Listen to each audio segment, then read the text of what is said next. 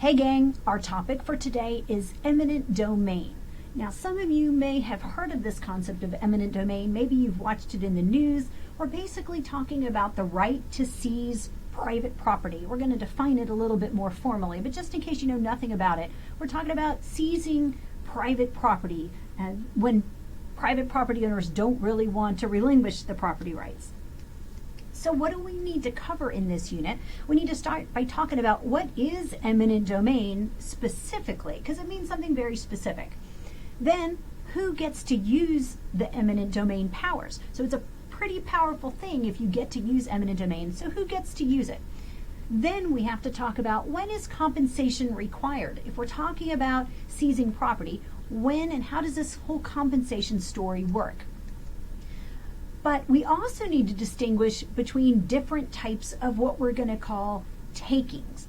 And so we need to talk about, for example, an invasion where we're physically seizing property versus regulatory takings. And that's kind of a newer idea where maybe regulation is so burdensome that it essentially takes your property from you. So those are two very different things, and we need to figure out what's the difference. It might be a matter of when do we have to compensate people. And then one very important thing that we want to cover is how is the use of eminent domain changing based on court interpretations. And I think you're going to see that this idea of when we can use eminent domain has really changed over time in very significant ways. Let's start by answering the question, what is eminent domain? What do we mean when we say eminent domain? Well, we're talking about government's right to seize private property for public use. So we've answered a lot of our questions there, right? Government, it's a right given to the government. What can they do? They can seize private property, so people like you and me who have private property, so they can take property from private property owners for public use. Now that phrase public use is going to be quite a loaded phrase. We're going to talk a lot more about that. Now, this is a power that's given to the federal government in the Fifth Amendment. But it turns out that the federal government isn't the only ones that has this power. If we look at the 14th Amendment, the same power is given to states in the 14th Amendment. So we have the federal government having this power through the Fifth Amendment, and we have states getting the same power through the 14th Amendment. Now, I want to be very clear that when we're talking about a situation where government wants private property, they don't just jump right into eminent domain. They don't just start waving around, okay, eminent domain, we're going to take your property. Usually there's some kind of private negotiations first. And so that's going to be a lot better, right? You're going to look bad if you try to declare eminent domain. You're going to make people unhappy. And so if you can figure out a private situation where you can pay people for their property and they'll willingly give it to you, that's going to be just a much better outcome for you. But this isn't always going to work, right? Not everyone's going to want to sell their private property. There's going to be some holdouts. And so your plan B would be eminent domain when your private negotiations kind of break down and you don't think you're going to be successful getting what you want. Now, sometimes you hear the idea of eminent domain referred to as a condemnation. And I want to throw that out there because in some of the videos that we're going to look at and maybe some of the articles you're going to read, you'll see the word condemnation. And for people like you and me, lay people who aren't lawyers, the idea of condemnation usually means something else, right? Usually condemnation is when we're talking about condemning buildings or homes that are falling apart. And I've seen a lot of condemnation in Farmville. Believe me, there's been all kinds of junky things on the roadways. And over time, the town of Farmville has decided they're going to condemn those properties and people have to bulldoze them and get rid of these eyesores. But that's not what we mean by condemnation. In the legal sense, that's not what we mean when we're talking about eminent domain. So I want you to understand when somebody uses the word condemnation that they're talking about an eminent domain situation. Now, it may also be referred to as a taking. So we have a lot of different language here. And so again, that's going to be some lawyer language, taking. So we could call it eminent domain. We're seizing property through eminent domain. We could say it's a condemnation. We could say it's a taking. Those all are going to be interchangeable. So just make sure you're clear as you're watching things and reading things. So why are we studying this in Econ 314? Why would this be applicable in an environmental economics class? Well, first of all, this is a land use issue. So we're talking about trying to, protect ourselves from government seizing basically our property. They want our land. And so this is clearly very relevant, but tying into that, this impacts the security of your property rights. If government can seize your property, even if you don't want to sell it to them, then your property rights aren't as secure as you might think they are. And so hopefully you're never on the downside of an eminent domain claim. But at my old house, there was some talk that there was potentially going to be an eminent domain claim where they would seize the back part of our properties. And I don't know if that ever happened. I ended up moving. But of course, if you're ever on the, property rights, private property rights side of the eminent domain case, that can be a really messy situation. So this is a land use issue. It's also a security of property rights issue. But on top of that, it could also change the potential incentives to landowners. Now, that's going to be best illustrated in some of the examples we'll talk about later, especially when we talk about regulatory takings, where regulations essentially kind of take a property. So if we're changing people's incentives, landowners' incentives, this could be problematic as well. So we need to explore the connections to what we call regulatory takings, the connections between environmental regulation and takings. And so sometimes we see environmental regulation essentially taking property. And that's a newer area of this idea of eminent domain and takings, but we'll explore that further as well. So let's start by looking at just a simple video. And you do want to get some notes down as we watch videos. Now this one is, a few years old. This isn't necessarily affecting us here, obviously, Prince Edward County, but it does have a lot of nice elements that we want to kind of pick apart. So pay attention and take some notes. A major pipeline project is getting some major attention tonight. The plan to run a pipeline from Houston in Washington County 45 miles away to Delmont in Westmoreland County. But some landowners say may pay the price. Ashley Hardway tells us why. If you see this flag here, it says CL Sun. That's because this particular area of North Huntington could soon be home to part of a 45-mile-long pipeline running through 3 of our counties. And Sunoco says even if the homeowners don't want to cooperate and give them their property, they could just take it. 3 to 7 feet underneath this Westmoreland County land could soon be a 12-inch pipeline transporting propane and ethane from Washington County to a refinery along the Delaware River. The markers are in place, the maps are drawn, and the dozens of property owners who could be affected received letters of notification. I think we all think it's pretty much a done deal. We just don't know exactly what route it's going to take. Homeowners can negotiate with Sunoco on a price for their land, or they can say no. Sunoco did not return my call or email for comment. Sunoco can always find an alternative route if negotiations don't go well. According to Sunoco last night, there's a process they can go through if they get stalemated as well. And that would be eminent domain. That would be eminent domain. But in my conversations with everybody I've had at the state level, that's never happened with a private company using eminent domain to take property. State Representative George Dunbar hosted a meeting with Sunoco leaders last night so residents would be informed of the plan. I know the neighbor called my wife one day and said the people were up there and they had gone through our yard. We had never noticed it. Ben Bowden's North Huntington yard is already torn up and he never received a letter. Some opponents are concerned about their insurance rates going up and property values going down. Even though Sunoco hasn't even begun digging yet, they're looking at a proposed completion date for this pipeline in 2014.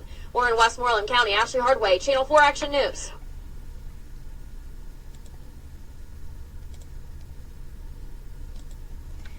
All right, so that's clearly an older case, 2014, but I liked that video because it illustrated a few things. And one thing that was very important. First, what did we hear? Did Sunoco jump right into eminent domain? No. This was not a video that said, hey, Sunoco's using eminent domain. This was a video that said, look, there's all these property owners, and Sunoco wants to run this pipeline through to carry, what was it, ethane and propane, I think it was, and the property owners don't want this. And they can negotiate. So as I said, the first round is going to be negotiation, and Sunoco's going to reach out to people and say, look, you're going to be affected, and see if they can work out some kind of deal. But when that doesn't work, or if it doesn't work, if there's going to be holdouts, then this would not be able to proceed until they solve the problem, and that might require eminent domain. So that's the first thing. You don't just jump right into eminent domain. You try to solve the problem by offering concessions and payment to property owners. But the second thing, you heard that representative say he's never heard of a case with a private company, and Sunoco is a privately owned company. I want you to keep that in your mind as we continue to discuss this, because what you're going to learn is that's not true at all. So let's continue.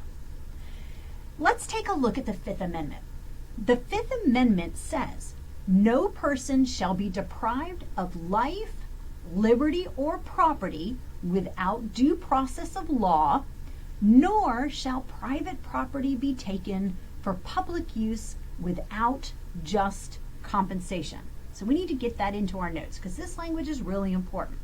No person shall be deprived of life, liberty, or property without due process. All right, so the first thing is there's a process here.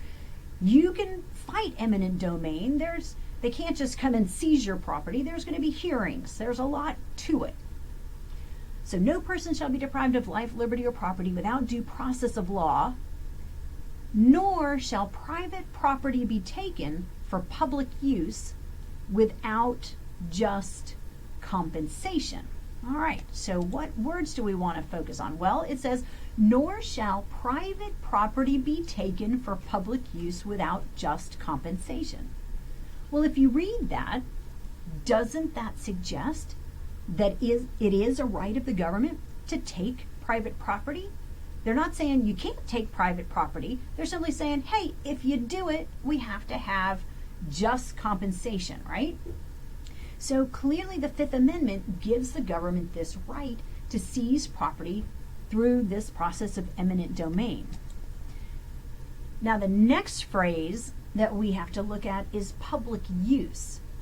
Public use, because that's a really important concept. What do we mean by public use?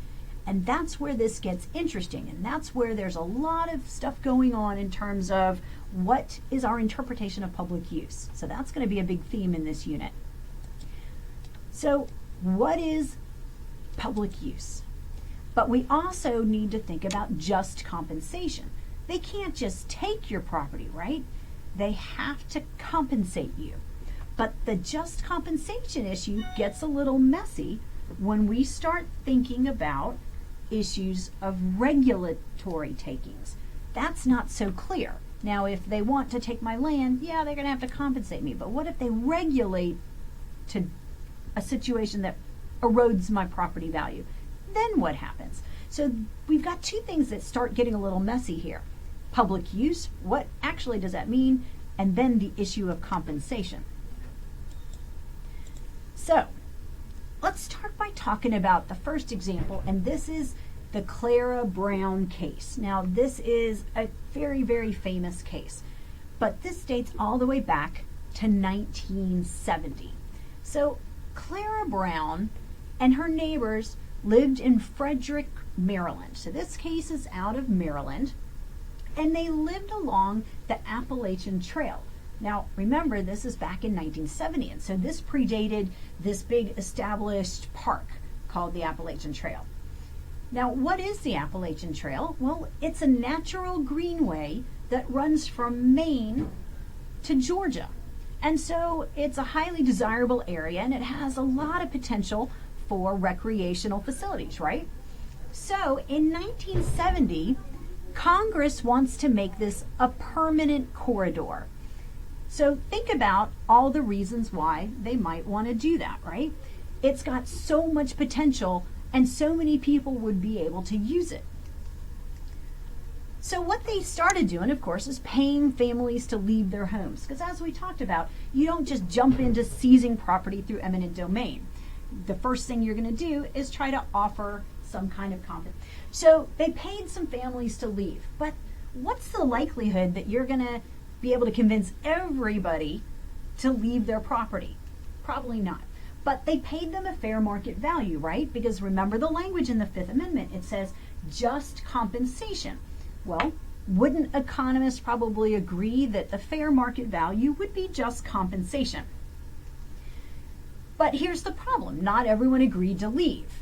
So who didn't agree to leave? Well, Clara Brown. So when not everyone agreed to leave, now the government has to turn to eminent domain. So they used eminent domain to force the remaining people, including Clara Brown and maybe some of her neighbors, out of their property. And so again, government has the power to do this. But here's the thing. If you're on the receiving end of an eminent domain claim, you don't just have to roll over and go, well, that's unfortunate that you want my property, and since you're the government, you get to declare eminent domain. Oh, well, I guess I'll have to pack up. No, you're allowed to fight it. There is a due process, and so you can take this to court. And that's what Clara Brown did. Well, this resulted in a 20-year legal battle. But you can probably predict the outcome, because what do we know? Well, we have a well-established Appalachian Trail that is full of all kinds of opportunities for tourists, right? And I was asking somebody in class who's been to the Appalachian Trail, and there's no admission fee. I asked him, do you ever run into lots of other people? Does it get crowded? And he said, absolutely not. So think about this for a second. Clearly this suggests that Clara Brown lost her case, but this also has some public good qualities, right? We've got a public park. It doesn't have any kind of entrance fee. It sounds like maybe they might charge for parking and those kinds of things. But just to show up and hike, there's no fee. And the likelihood that we're going to have congestion set in is very low. And so this really has some impure public good, very strong impure public good qualities. But what we need to think about is this public use? And in the Clara Brown case with the Appalachian Trail, we could probably all agree that the concept of public use is pretty clear. Think about it. This is going to be a national park. It's going to benefit society, right? Everyone can use it. Anyone who wants to go can use it. It's got complete open access. And every year, many thousands of tourists are going to use the trail. I didn't look up any numbers, but I'm sure that the visitation numbers are really, really large. And of course, it's a government project, so this isn't a private company or anything like that that's going to be benefiting. So this seems like it checks the box for public use, right? It would be hard to argue that this isn't public use, and this is not what the Constitution had in mind. But again, the Constitution is vague. It doesn't define public use for us, right? So public use is simply going to be open to interpretation. Now, in an economic context, if we look through the lens of economics, we might be able to come to the same conclusion. For example, we could look at cost-benefit analysis, right? And cost-benefit analysis would probably suggest that this is both a rational and efficient activity, right? It's rational in the sense that benefits probably outweigh the costs, right? Think about all the people who are going to benefit. And there's only a few people who have big costs imposed on them. And we might also argue that it's efficient because the land is flowing to where it's most highly valued. And again, it stinks that somebody has to be on the losing end of that, but it would be hard to argue against this from a cost-benefit standpoint. Again, the benefits accrue to many thousands of people, but the costs are imposed on just a small population, right? So when we're talking about costs in this setting, we're talking about the costs of eminent domain, right? So we're not talking about the costs of maintaining the park and those kinds of costs that might be ongoing. We're talking about, in seizing this property, we're creating benefits for a lot of people and we're imposing costs on just a few people. So we could draw a simple diagram and it would be easy to convince people that the benefits are probably really huge with respect to all the opportunities for people to enjoy and utilize the Appalachian Trail, and the costs were imposed on some unfortunate people, but there weren't very many of them. So I could even draw that cost circle really, really tiny, right? So I didn't do that, but you get the idea. The benefits are probably far, far, far larger than the costs. But the problem is, it's not fully clear what public use means. And while we know it when we see it in very obvious cases like the national park established on the Appalachian Trail, it's really open to interpretation. And what you're going to see is things have really changed over time. So who gets to interpret what this means? Well, that would be the Supreme Court. And so there have been cases that have gone to the Supreme Court, and as such, we see changes in interpretation. But what we're seeing is changes in interpretation that have worked against private property owners. And so if you're trying to get a sense of the direction this is shifting, well, it's definitely shifting against private property owners. And so when we look at some cases, that will be pretty clearly illustrated. So we're going to look at some specific cases. Now, one case I want to highlight, and this is not political, because as I'm recording this, Donald Trump is running for president for a second term, but I've had this video in this presentation for many years before Donald Trump came to the political scene.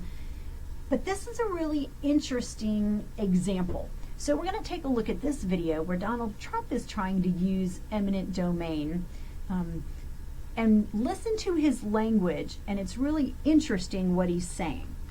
So we'll debrief, but do take some notes on this.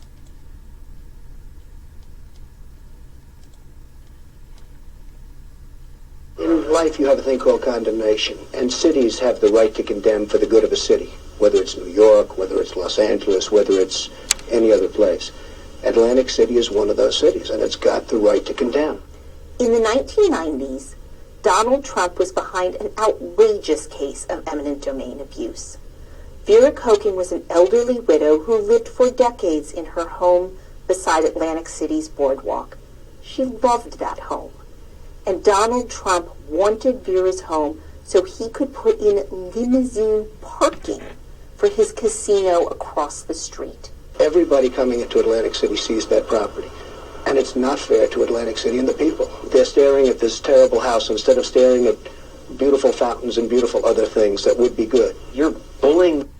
All right, so let's back up for a second, because this is interesting language. Let's go back. Let's look at this house. All right, so this is the ugly house that Donald Trump is talking about, right? And he's arguing basically what we call blight. He's basically saying, oh, this house is so hideous and ugly and it should be torn down the same way that dilapidated buildings should be torn down in Farmville, Virginia, because it's an eyesore and it's not fair to all those tourists who come to Atlantic City or all the people that live in Atlantic City. All right, so that might be okay if we were really talking about a dilapidated building and that we need to tear it down for blight, but does that seem like an argument here? Probably not. And the people, they're staring at this terrible house instead of staring at beautiful fountains and beautiful other things that would be good. You're bullying these people out because they're... Excuse me, that's wrong. But for you to use the word bully, John, is very unfair. This is a government case. This is not Donald Trump. Yes, it's Donald Trump. It's you and your cronies in government working together. For you to call these people cronies is very unfair. To be calling good public servants cronies. All right, now before we go further, so let's think about this for a second. Donald Trump wants this land for limousine parking because that benefits his hotel. But what did we say about eminent domain? Eminent domain is a right given to government, right? To government. So government is trying to get this property on behalf of Donald Trump. That's important to understand here. And that's not what we saw in the Clara Brown case, right? An accountable state agency tried to condemn Vera Koken's property and transfer it to Donald Trump. he convinced the government officials to use their eminent domain power to take Vera's home. This was public power, but used for private gain. We have been so nice to this woman. I offered her a lot of money out of this, a little thing called heart. Heart? He doesn't have no heart, that man. The only thing he has is what he's worried about himself.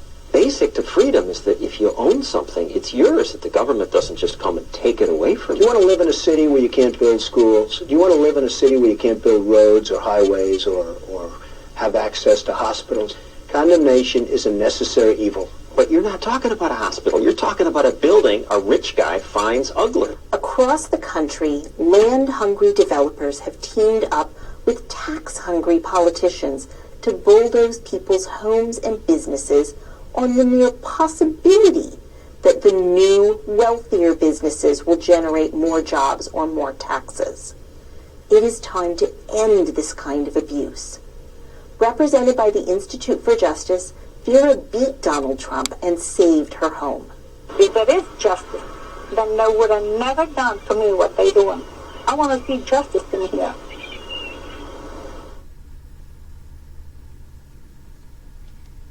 All right. So guys, everyone agree that's an interesting situation. Make sure you're really clear. The city of Atlantic City government was using eminent domain, but they were doing it to help Donald Trump. So we have to think about what would be in it for them. Well, maybe they want to keep Donald Trump happy. Maybe they think Donald Trump's going to expand his operation and bring in more jobs.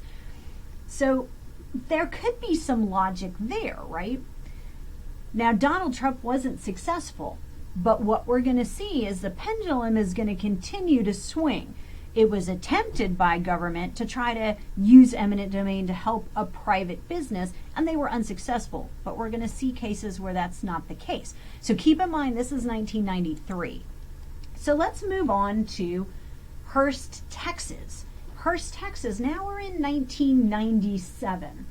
And in 1997, we see the government use eminent domain to force 100 homeowners off their land. So 1997, so we're talking about just a few years after Donald Trump's claim through the Atlantic City government. So 1997, just a few years later, government's using eminent domain in Texas, forcing 100 homeowners off their land. What was the reason? To allow a shopping mall to expand. To allow a shopping mall. So here's an example where eminent domain was successful and government of Texas was able to force 100 people off their land. But this is an interesting question, right? Because this is to expand a shopping mall. Are shopping malls owned by the government? No. Are they owned by taxpayers? No. So the shopping mall's owned by a private developer. So some commercial real estate developer got a big win here at the expense of 100 homeowners. So we have to ask the question, is this public use? Because it's clearly not obvious, right? We have arguments in both directions. It's very different from the Appalachian Trail case, right? In the Appalachian Trail case, it was pretty clear that that was public use. It was a government project for all taxpayers to utilize. But this is different, right? Because it's being used to expand private enterprise. So how can that be public use? We have to ask ourselves, what might have been the government's justification? So can you come up with some reasons that the government in Hearst, Texas might have been able to say, look, this is public use. It might be different than the Clara Brown Appalachian Trail case, but it's still public use. So maybe they can argue increase tax revenue. Well, if we expand these businesses, then they're going to pay more taxes, and that's going to benefit everyone in Hearst, Texas. Okay. Maybe they can argue there will be more job opportunities, and that's also true. Maybe it's going to stimulate private property values. So there clearly are some spillover benefits here, but we have to keep in mind that the direct beneficiary is a private enterprise. So the direct beneficiary, private enterprise, private businesses, commercial real estate developers. But there are some spillover benefits. So what's not so clear is this is sufficient justification for claiming that we can use eminent domain in this situation and that this is indeed public use. So this is going to be a concern that continues. And what we're going to see is that the Supreme Court is going to weigh in on this exact question.